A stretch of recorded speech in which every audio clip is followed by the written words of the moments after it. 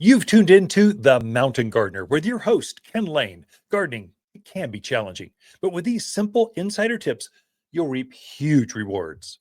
Now, let's tune into today's Mountain Gardener with Ken and Lisa. And welcome to this week's edition of The Mountain Gardener. Your host, Ken Lain, here every week talking about the landscapes of northern Arizona. And the Lane Casa, we have gotten a lot of moisture, summer rains. You can count on it in northern Arizona. We never quite know how much, but there's always going to be some moisture. And so this is a good moisture year, and you're seeing the plants respond. And so I've got brand new, my autumn sage. This is Salvia gregii is the Latin name. It's a little shrub about knee high, kind of ball shaped. It was struggling in the heat, struggling, scorching. Now, about 3 weeks after the scorching, it just went woof, took off, and is now covered in flowers and buds. It doesn't take very long, but I had fertilized those plants because I knew they're tough. As soon as they got any respite, any kind of help from nature, a little bit of clouds, just cloud cover, they would have sprung to life. And they're truly spectacular. The other one that's a companion to that is Russian sage. There's a big blue shrub, about hip high or so. It's blue or lavender, or it's got a purpley kind of blue color to it, but it's got this spiky, sagey, almost a lavender kind of look to it, but much larger. That's another one. It just took off. Now, it was blooming before, but now it's nice and full and it's just striking, stunning. So from now through really October, so you've got a good strong 2.5 months of growing season left. And so this is the time to really get the most out of this. Is almost a better bloom time than spring. Because the things that are so beautiful are so striking. They're so big and so full and so bright. They get muted a little bit only because the only reason I hesitate is because there's so much green that sometimes in the spring, you watch a lilac come into bloom and it's all by itself. It's competing with nothing. But now when a crepe myrtle goes into bloom, it's got all this other green amount around it. And so I think they're brighter. The fragrance is equal to that of roses and lilacs or spring bloomers. But I think there's just a lot going on in the yard. You need to have some of those summer bloomers to really enjoy the rest of the season. You're starting to see, you don't want to see fall color on your plants. I'm hearing a couple folks say their aspens and maples are showing a little stress. They're showing some yellow or reds showing up early. That's a full 1.5 months early. That means more than likely, just kind of 80% of all issues in the garden are water related. And so if you've got trees or shrubs that are turning fall color too early, this is summer still. We're a month away, just over 5 weeks away from autumn, official start of autumn. You should not be seeing fall color on your plants or any kind of muted yellow off color. It should be rich, thick, green. And if it's not doing that, you've got probably a water issue. And so they're getting too much water now. So they went from, oh my gosh, I can't water them enough. They're scorching. It's 105 degrees. Oh my gosh, what my plants don't know what to do, to they're drowning. So it's a water issue. So you need to tweak back that irrigation some. So you bumped it up to every 3-4 days of watering your trees and shrubs during that heat. It was hard to keep things going. And now we've got, I think I've had over a half inch of rain in our gardens, and I'm not in the strongest rain area. And so some of you got much more.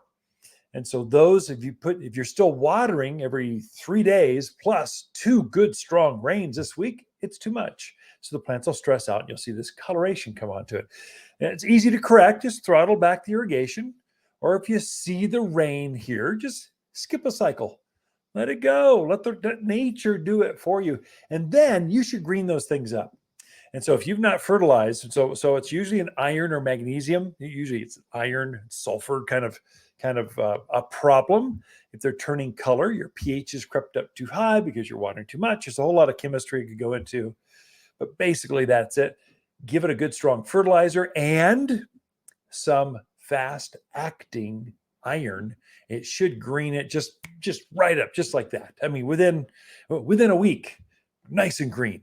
So, but if you let it go, it's going to become worse, and that plant will be naked way before everything else even thinks it's fall yet. So it's stressed out.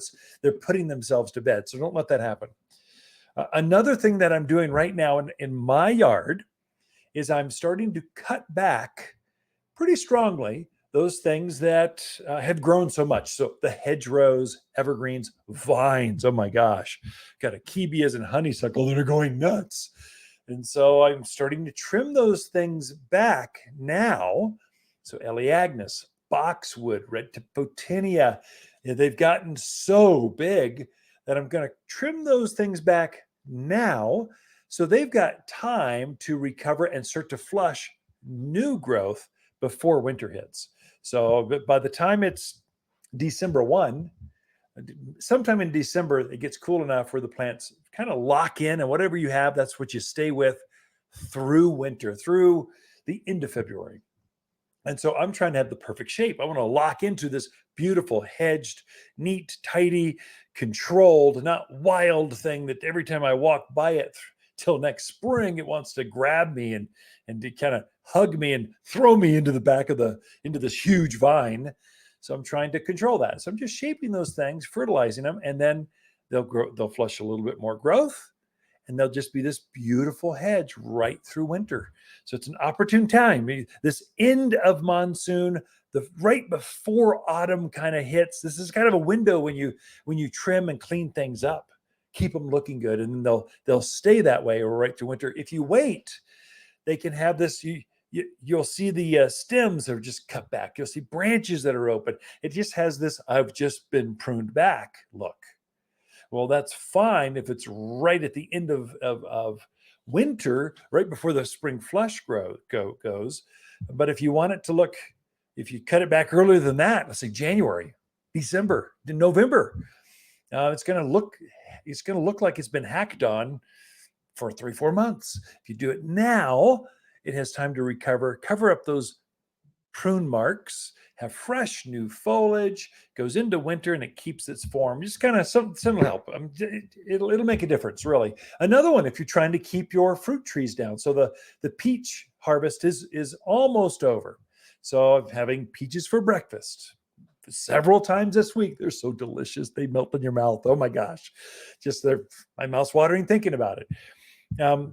When those plants are done fruiting, you've got the last fruit off, go ahead and trim them back. It's called summer pruning. I don't think we prune back our fruit trees. If you want to keep them down to size smaller, this is the time right after you're done harvesting the plums, the peaches, apricots, nectar, cherries. Prune those things back to keep them down to size, especially if you want to keep them down at like fence height or maybe 8 foot tall. The secret is just keep them trimmed.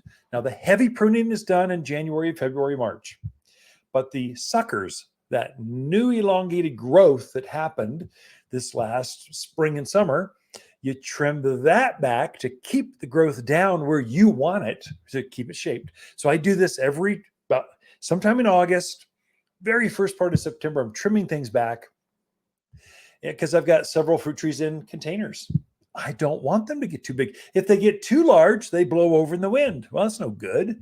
Then they're too big to harvest, and they're too big for proportion for the pot size. They overtake their space in the patio. And so I strategically, right after I'm done harvesting the peaches or the fruit, I'll trim it back to. For me, it's about 8 foot tall. So I stand up on the bucket. I'm a 6'2" guy. As far as I can reach, about 8 feet. That's nothing else gets above that. I just trim it back, and it's been that way for 15 years. It's still growing. Eventually, it's going to grow out of that pot, but dang, it looks good, and it produces fruit every year. You can do that on your fence line, on your orchard. You can keep things controlled by cutting back those summer suckers on your fruit trees, cutting back your evergreens. So it keeps them so they don't get this wild look. They're more trimmed and manicured, trimming back those vines so they don't take over. now's a good time to trim some of those things. Hi, Ken at Waters with our Monster Monsoon Sale, our only sale of the year. Truckloads of fresh autumn maple, aspen, and spruce have just arrived, and we need room, so summer plants must go. Perennials, trees, shrubs, even pottery must go, and it's worth your while with plant sales at 25, 45, even 65% off. It's Waters' only sale of the year at Waters Garden Center, 1815 Iron Springs Road in Prescott. Where people who love great plants at sale prices, they love to shop. For a more fruitful garden, increased success in the landscape that just feels better, then tune in daily to the Mountain Gardener podcast. Subscribe through your favorite podcast streamer or visit watersgardencenter.com. Better yet, visit me directly right here at Waters Garden Center. Thanks for tuning in.